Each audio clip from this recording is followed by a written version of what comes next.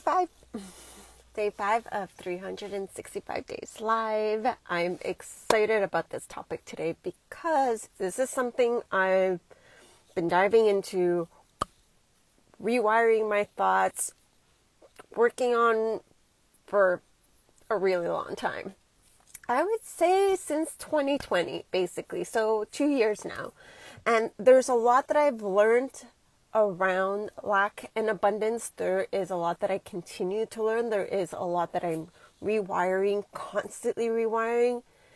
And it's kind of like a work in progress. And so there is a lot that I want to talk to you because it is a topic that I am passionate about, since I am constantly rewiring my thoughts and constantly working on this, because for the longest time, I was in lack. I was in lack for the longest time.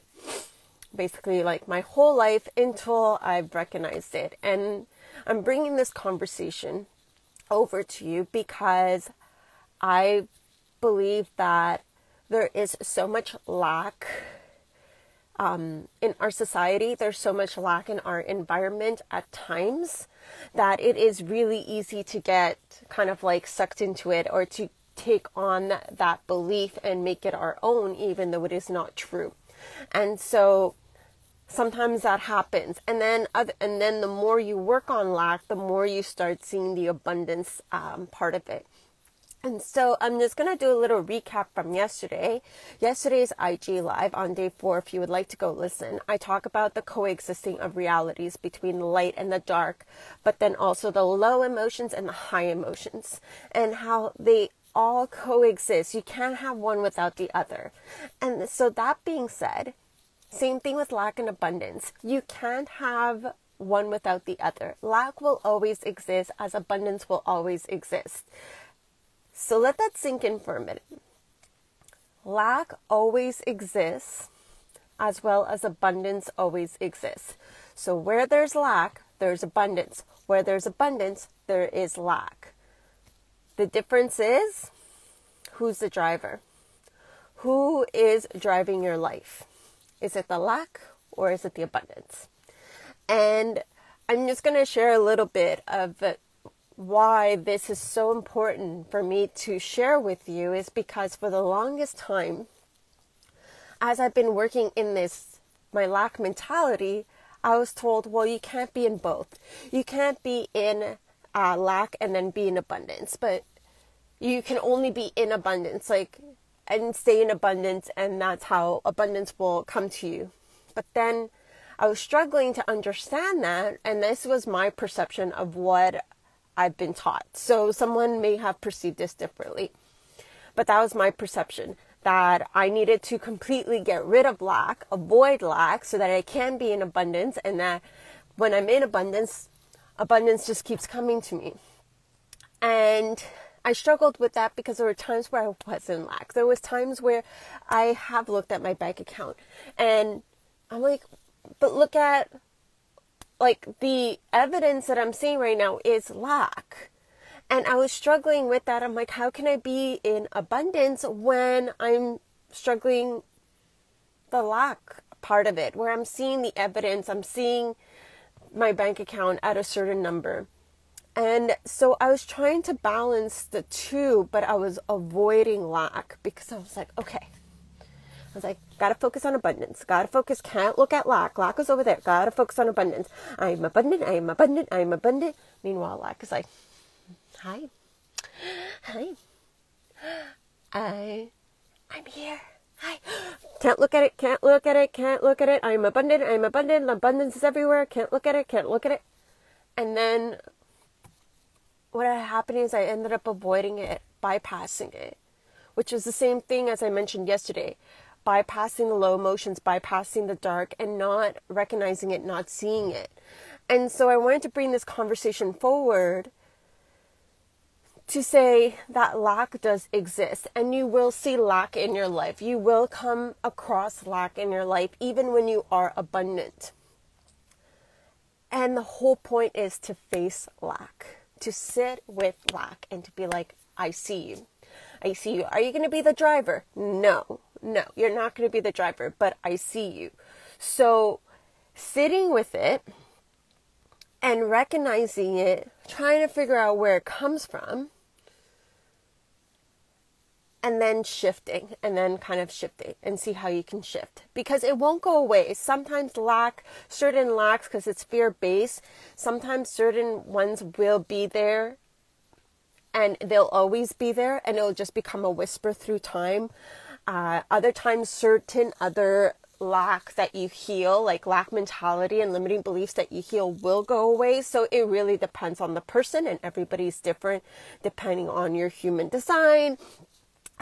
Your human design chart, depending on your experiences with life and your wounds and what you experienced through your childhood, through your teenage years, through your 20s, 30s, so on. And so it is all going to be, so sometimes it'll be a whisper, sometimes it won't be there and you'll actually have healed it. Doesn't mean it's a whisper that you haven't healed it. You still have healed it. If it's a whisper, it's just going to be with you. And it's your decision. It's your decision whether you want to let it be the driver of your life or not. And so when you come across lack and you face lack, you're like, okay, I see you. I see the evidence. But if this exists, then where's abundance? Because abundance is there. So where is it? So if we want to look at the housing, for example, so housing market. So we can look at housing crisis. There's a housing crisis in Tofino.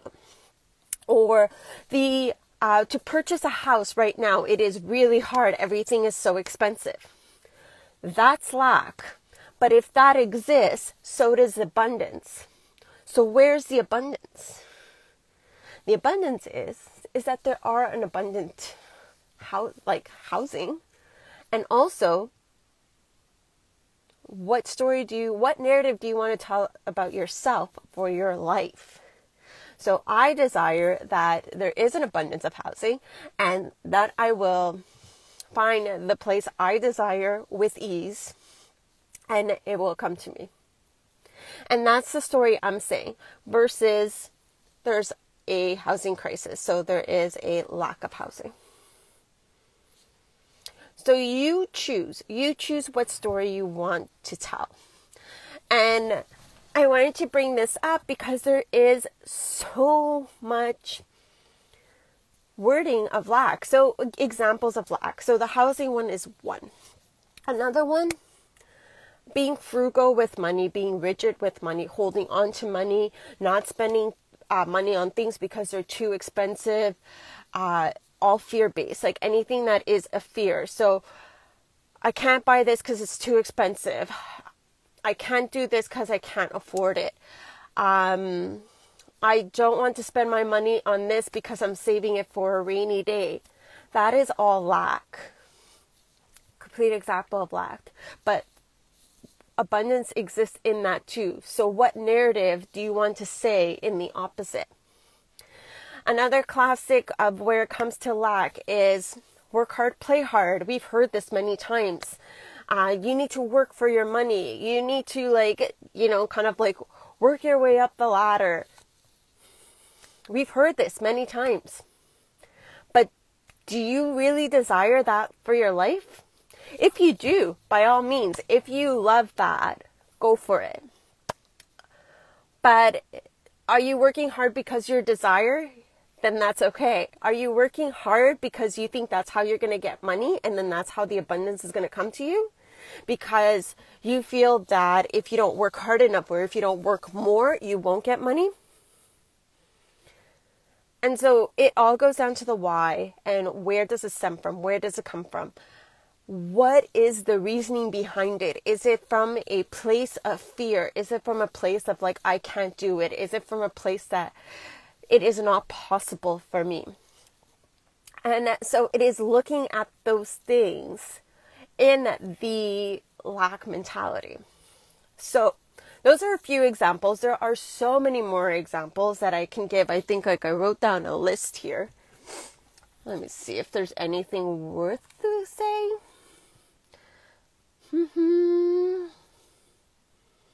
Ooh, the not enough for everyone. That's a good one. Okay, so that one is another one I wanted to tap into. Not enough for everyone.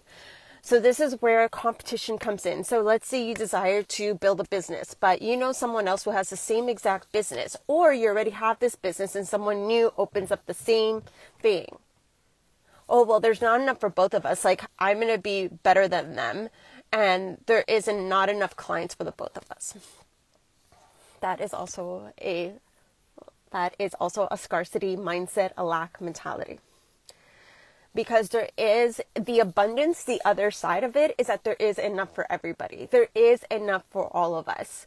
There are more than enough clients for all of us. There are more than enough food for all of us. Even though the evidence sometimes doesn't seem like it, but you can choose to shift that evidence because you have the choice, because you are the creator of your own reality. So you choose how to live your life. You choose how to see what you want to see. So remember, your thoughts and your words, what you say, what you think is what is going to be presented in front of you. So if you do believe that there's not enough for everyone, if you do say that you can never get XYZ, or that you can never make this kind of money, or that this is unachievable for you, then that will be the case.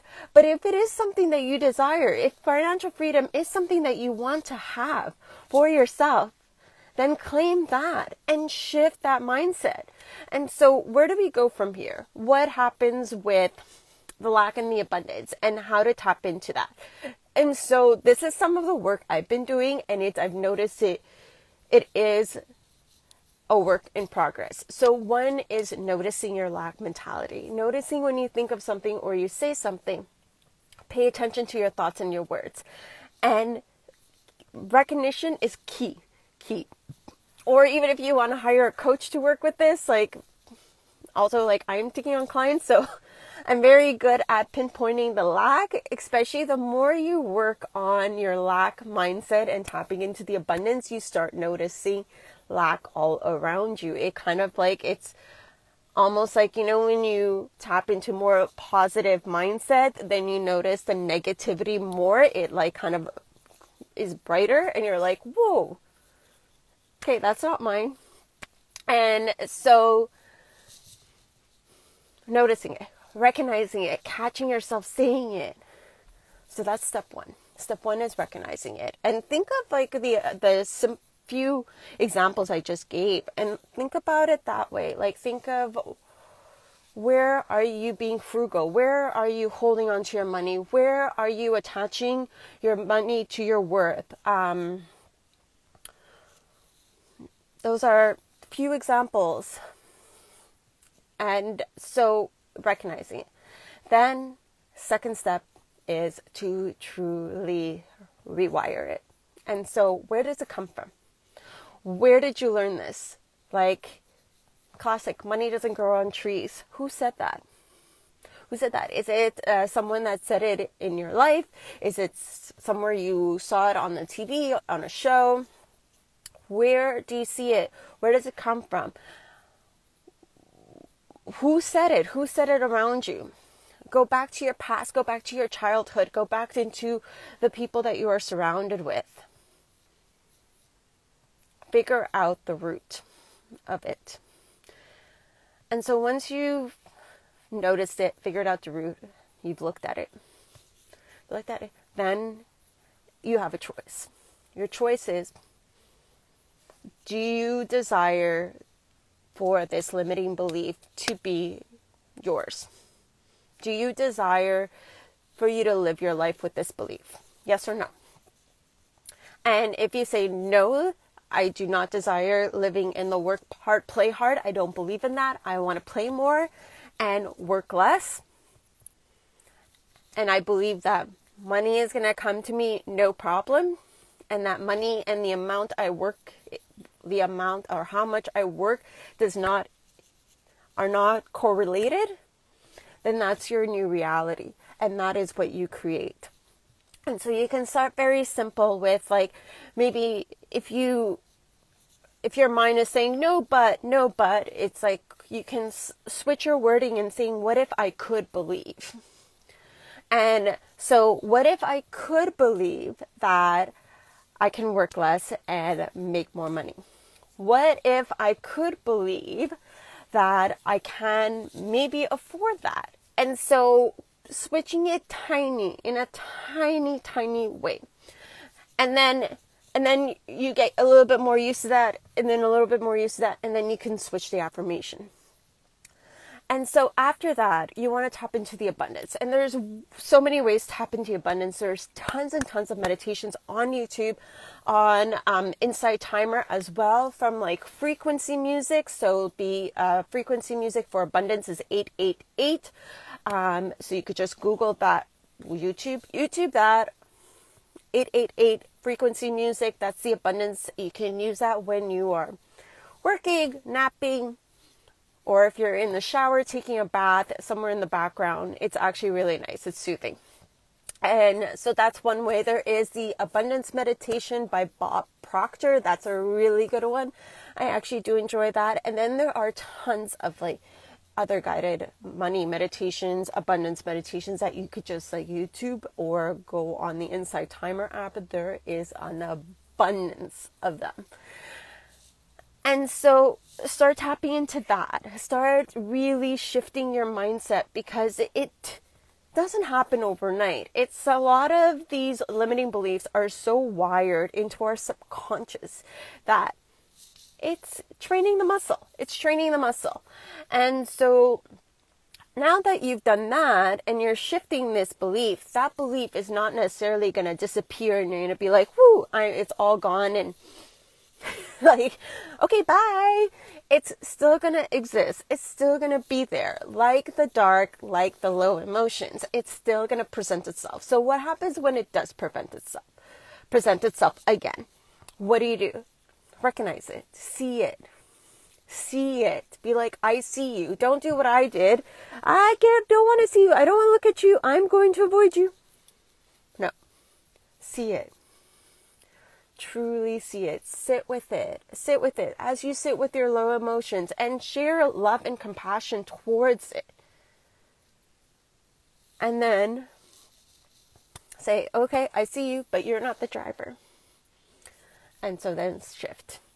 Another tip that I actually recently just came across with, and I do want to share it because I think it's going to also help you tap into the abundance, is start noticing the abundance that's already around you. So there is so much abundance, like between Mother Nature. Mother Nature is abundant in itself, and surrounding yourself in that, and then seeing where in your life, what areas in your life are abundant. Like, what do you already have that you are grateful for? So gratitude is a key way to tap into abundance. And I've just recently, so this is a new thing that I just recently started to do, which is really cool, is like create a list. And so, but I kind of created like 2 lists. So like in a table. So in your notes, if you have an iPhone, in your notes, you could go to notes and you can actually create a table. So one side of the table, I have my desire list, my invitations that I desire to receive. As a projector, we're all about invitations. So I write the things I desire. So right now, the things that I desire in there, I have like obviously my housing, like long-term housing in Tofino. What else do I have? I have like one-to-one clients. I have tarot card readings because I love doing those. I have human design readings. I have self-care, like being able to take bubble baths and, going to a hot tub, getting a massage. I have those things that I'm putting out to the universe and being like, hey, this is what I desire. And then on the other side is what I have received. So all the abundance I have received. And it's literally making a note of everything. So like, let's say the housing one, just to give you an example. The housing one, I'm like, okay, I'm looking for long-term housing. But here's everything I've received. I've had this person offer me their couch to stay. This person offered me their place to stay for a few days. This person offered me this. I've received an application to fill out. I've received so putting all the receiving notes. The same thing with money. You desire X amount of money. Okay, what have you received? Like, put it out everywhere. Put it out words. Put it, write it all down. And so then that way you can see the abundance coming in, even though you sometimes look at your like you look at your evidence that you currently have, like the other evidence, the lack evidence, which is like looking at your bank account, you're like, or, you know, you look at the housing market in Topino and you're like, but then you're like, but wait a second, look at all the shit I've received. Look at everything that has come up. Look at all of that. Like, that's a fuck ton of abundance. And so the universe wants to give you abundance. The universe wants that. But they both, again, they both coexist. So where there is abundance, there's lack. And where there's lack, there is abundance. Lack is not going to go away. Lack is not going to disappear. Avoiding lack is not going to make it disappear.